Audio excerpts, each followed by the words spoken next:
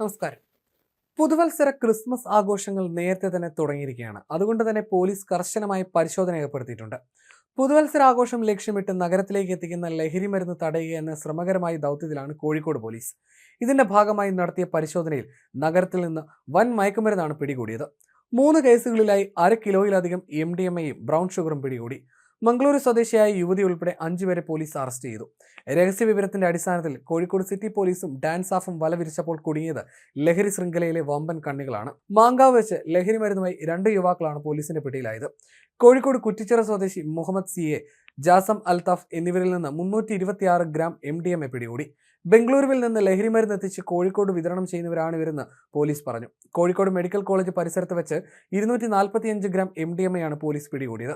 ലഹരി മരുന്ന് എത്തിച്ച ഫാറൂഖ് കോളേജ് സ്വദേശി ഫാസിർ, മംഗളൂരു സ്വദേശി ഷാഹിദ ബാനു എന്നിവരും പിടിയിലായി.